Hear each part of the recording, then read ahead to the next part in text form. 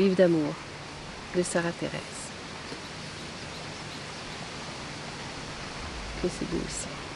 C'est l'automne, c'est l'été indien.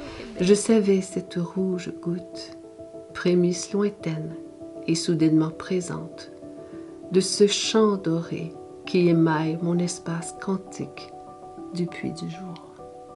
Je le vois battre, s'exalter, se nourrir et puis espérer. Oui, il nous espère en robe de lumière.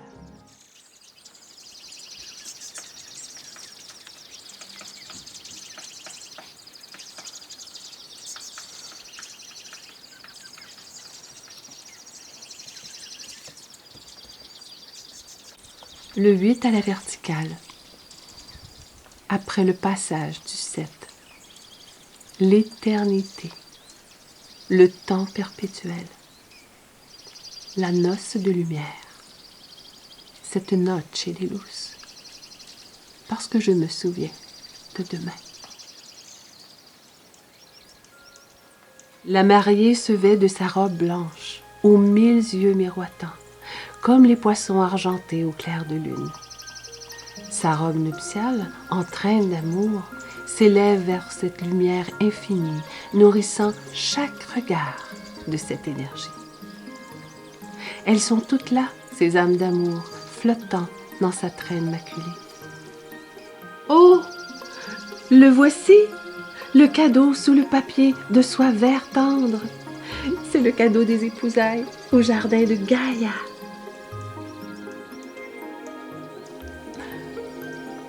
Au grand jardin d'émeraude, l'époux scintillant nous offre un présent de magie céleste.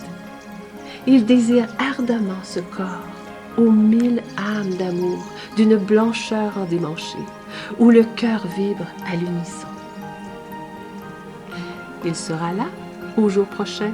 Ouvrez, ouvrez, ouvrez les portes, ouvrez, ouvrez, ouvrez les fenêtres, las ventanas, les narines, le souffle divin, l'élan de vos cœurs. La noce est proche.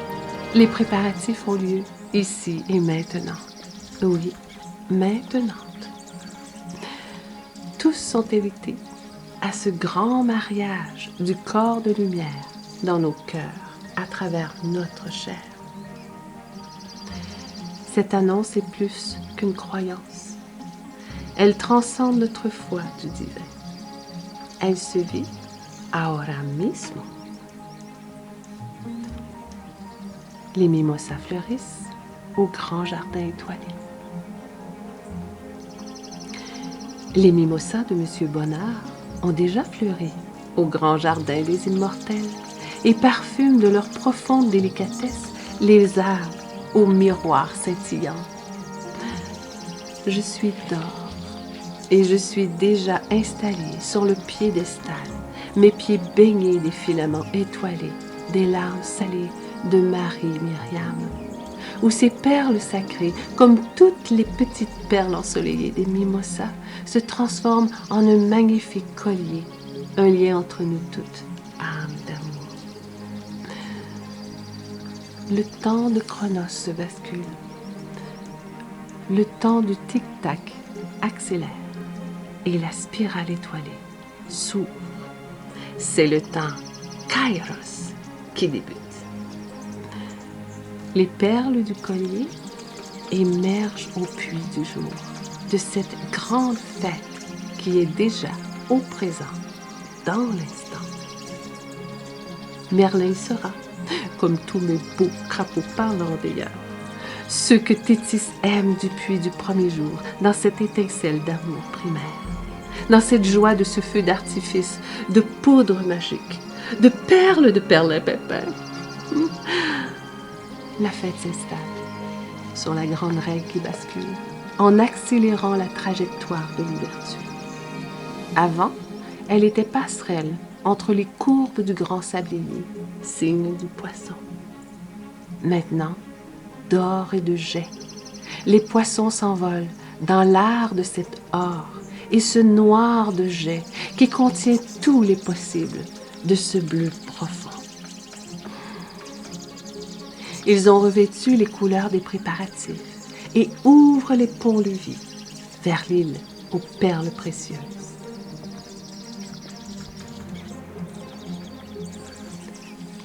Ô Anne, ma sœur Anne, mon âme,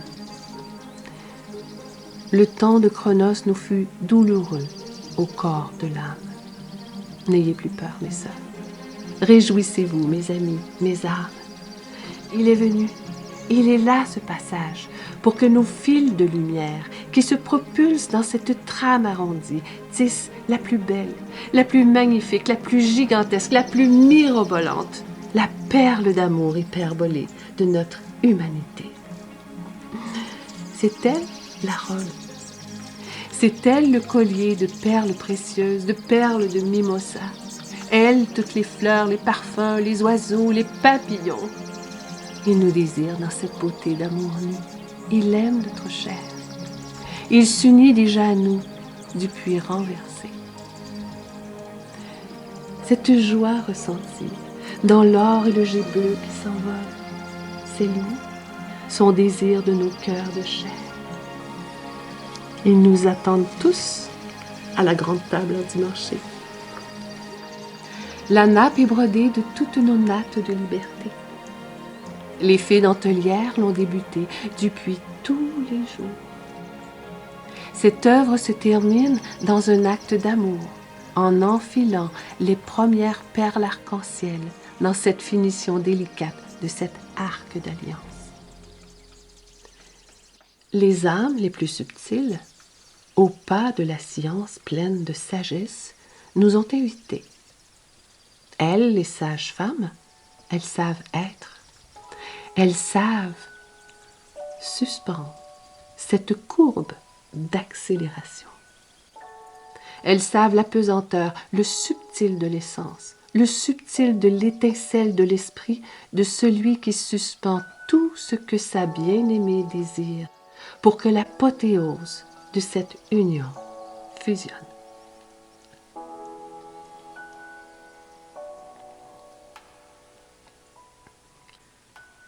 Près de la grande table d'amour, j'ai déposé un bouquet pour la nymphété. C'est le pont de l'éternel féminin, entre l'œuvre déjà créée, le présent, le passé des pivoines, le douillet de ma demeure. Ma sensualité, mon féminin toujours fleurissant, malgré les nombreuses attaques contre celui-ci, contre ma maîtresse, ma fille, ma Adama. Je veux des fleurs. J'aime les fleurs. Ces petits soleils aux mille étincelles colorées. J'en veux. Je me fous, comme dans Foutre, de ces messieurs qui diront trop féminin. Ma douceur, ma volupté, ma bienveillance se tiendront à côté et de mes pleurs et de mon labeur, qui feront fleurir chacune d'elles dans toute leur magnificence et me feront épanouir à mon tour.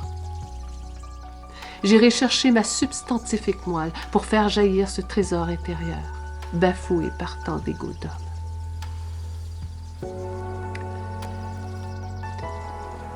Je suis devant le mur aux portes aveugles et je glisse mes mains sur la surface couverte de gesso. Je caresse une deuxième fois la surface lisse vert toscane. Elle est là, l'ouverture. Elle a toujours existé. Je me faufile dans le mur aux portes aveugles et j'aperçois un canot flotter. Son intérieur lumineux, aux couleurs féminines, est parfait.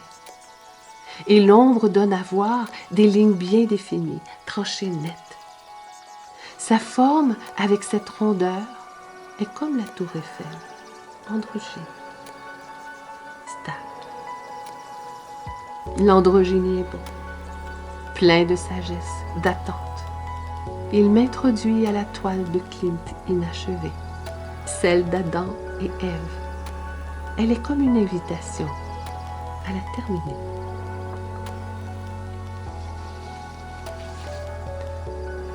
Dans cet espace, c'est un repos de récupération. Des forces nouvelles s'installent pour ce nouveau voyage annoncé au pays de chez soi. Au pays de la magie des ombres dans la lumière, de cette lumière si féminine, de ces ombres si pénétrantes, ombre dans la lumière, lumière pénétrant l'ombre. Un pays où les vibrations émotives se font subtiles, douces, mais tellement profondes qu'elles touchent le cœur de l'être. Profondo corazón. Ce sont des ondes de travail incessantes provoquées par celle qui sait, celle qui est libre. Une liberté calme et amoureuse qui danse avec Iris sur le pont de l'Arc d'Alliance. Il n'y a qu'une amarre de stabilité attachée à ma passerelle, mon quai, mon pied-à-terre. C'est elle qui me permet d'explorer toute cette magie florissante, cette vie, puis cette mort perpétuelle. Accosté chez soi, c'est là, dans la 4e nocturne, où Tétis sort des eaux, sous les grands bouquets, en plein cœur de lune. C'est encore là où ma petite, encore teintée de son liquide amniotique, apprivoise les forces. Ce sont les traces, les repères de ma divine, ma Adama, ma Isha, celle qui sait. Elle m'annonce l'inachevé qui m'appelle.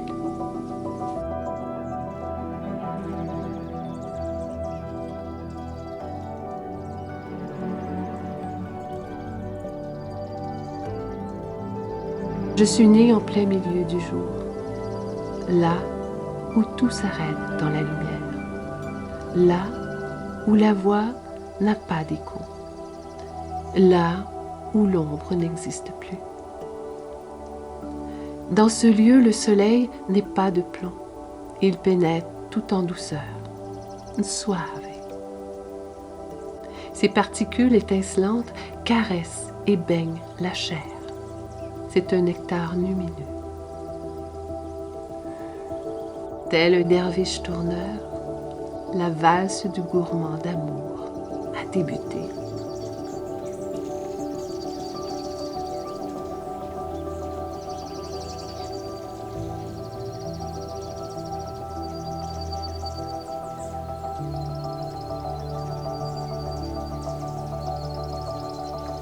Chapitre 4.